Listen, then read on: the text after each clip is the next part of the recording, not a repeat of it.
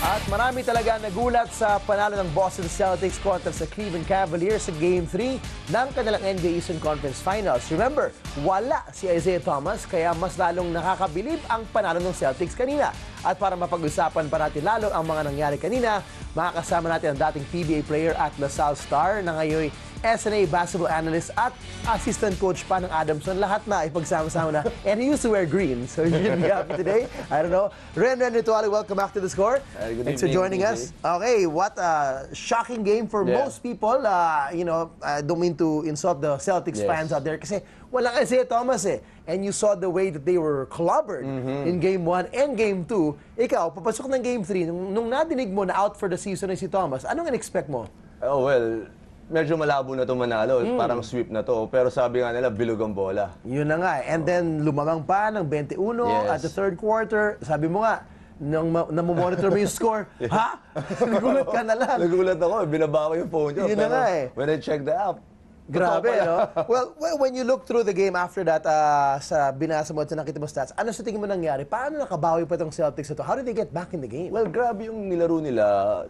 Sama na nilaro nila ng first half. Yep. They were down 16 points. But the third quarter, Marcus Smart was smart enough to push the whole Celtics team na parang, we can do this. Sabi niya. I mean, I'm sure he's pushing his players. By example, nakita natin, he's making those threes, ang daming threes doon, is very aggressive. At sinamahan pa nila Jurebko na sobrang crucial yung points. And Olinik, na hindi mo mapapansin kasi he scored 15 points. Quiet 15 points. Yes. So medyo mabigat yun coming off the bench. Correct. Well, offensively, obviously, they poured in the points, uminit sa labas. Pero defensively, they held down LeBron James to only, I think, 11 points. Which is mind-boggling considering he had 8 straight games of 30-plus points on shooting something like 60%, 60% from the field. Totoo. Paano nangyari yun? Paano mo na maililimita ang isang LeBron James to only 11 points?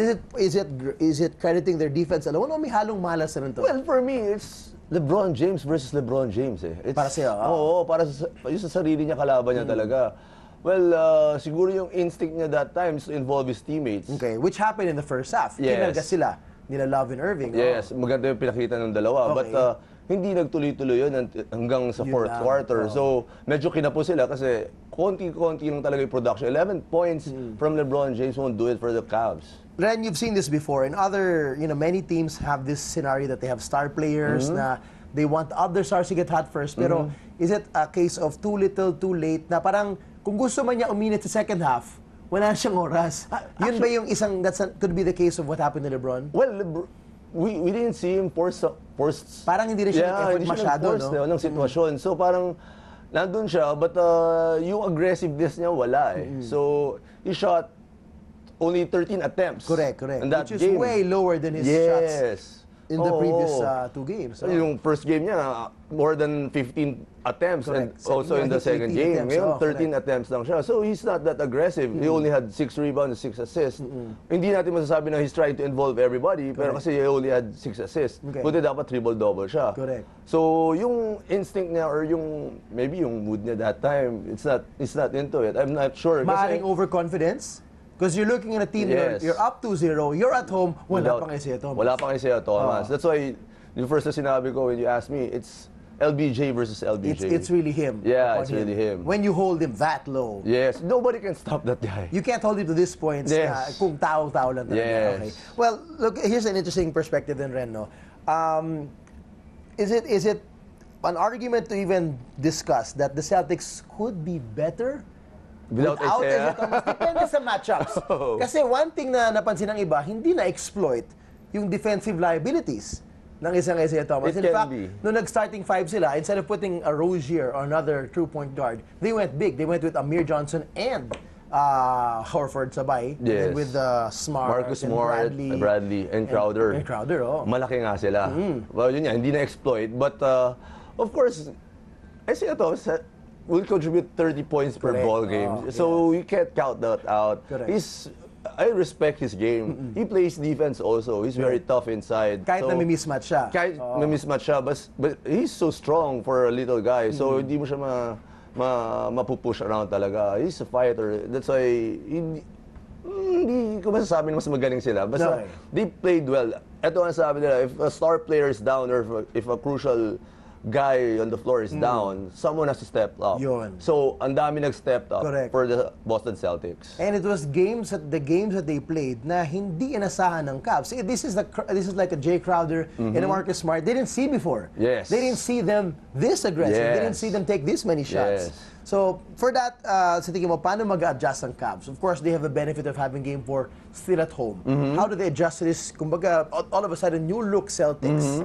Well, of course, they have to play against the Celtics, yung aggressiveness ng Celtics. Okay. Of course, to defeat a team like the Cavaliers, kailangan taasan mo talaga yung intensity. Correct. So, all they have to do is to match that intensity. Yun, at the very least, oh. Yeah, kasi the talent, all ibang throughout klase. the game. All throughout the game. Yun, oh. Kasi yung talent level ng Cavs is way up there. So, yun lang, the intensity of the Celtics kanina, ibang klase. They never gave up. Every possession, they played it. Correct. And they had those X-factor guys. Yung Rebko, Yes. Kelly Olynyk. Yes. Although the Cavs had Tristan Thompson, parang the others, wala. they faded. After that, nag-fade sila. No? They had six guys with double figures, 7 guys with double figures, and the Cavs like 5 lang. Correct. Laking difference nun. Okay. If you're the Celtics now, and they've done this before. They lost the first 2 games in the first round against the Bulls. Yes. And they swept them. Would you say some kind of Celtic magic is brewing there? Meron bang, hindi, mabubuhayan ba ang kanilang kumpiyansa? Let's put it that way. Na, hey, kahit wala sa Isaiah, hey, we can beat this team. For sure. Yung confidence level nila, it's up there. Okay. But once dumating yung next game, totoong LeBron, man, iba naman. Hindi natin masasabi na mauulit-ulit yung ganong performance. That's 1 in 100 games. Okay. Kay LeBron. Hindi mo siya makikita ulit na 11-6-6. So, shooting below 50%. So, mahirap mangyari ulit for LeBron. Malabi mangyari. Pero, but what does it show about the Celtics? How good of a season that they've had? I mean, not to say that they're out of this right now, but talk about how good this team is, how well-balanced they are, and how ang galing ng Brad Stevens. Yun, yung sasabihin ko, ganon kagaling yung coach nila. Correct. Like the last play. Let's look at that last play again. And napag-usapan natin before we got on air. Grabe yung misdirection. Yes. Talk about that, how you saw that, and how hard is it to defend a play like that? Mahirap kasi you can't switch. You have to talk talaga. You have to play that yung defense ng perfect. Because yung shooter yung nagsiscreen down at biglang meron pa palang isang screen down for him. Correct. So you have to switch because Crowder will be wide open for that layup. So nakita mo, yung dalawang Cavs sumama kay Crowder. So yung defender ni Crowder at defender ni Bradley sumama lahat. pumunta kay Crowder. Yes. So too late, nung downscreen yung tao ni Tristan Thompson, it was too late to recover for Avery Bradley. Correct. So if they had to do it over again, paano mo didepensahan yung ganong klaseng play? Kung alam mo na yung ganon yung movement, kahit pa paano? I'm gonna switch.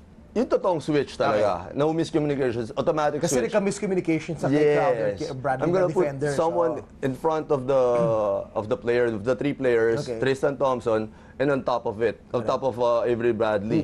So mahirap na. Pag nag-switch yun, nandun sasaluhin mo na talaga siya. Okay. Pero again, it goes to show how great Brad Stevens is. Yes. And how good he is off timeouts. Ang galing, ano? May tinatawag tayo doon na ATO, after timeout plays. Ang husay talaga niya. So, for one thing, we're marveling at the greatness of one of the future greatest coaches in the NBA. Okay, Ren, maraming salamat. A pleasure speaking to you again at sa ulitin, pag-usapan natin ng mga great NBA games. Thanks, Ren. Thank you. Salamat. Hi guys, keep watching The Score for the latest sports updates and don't forget to subscribe to the ABS-CBN Sports in Action YouTube channel.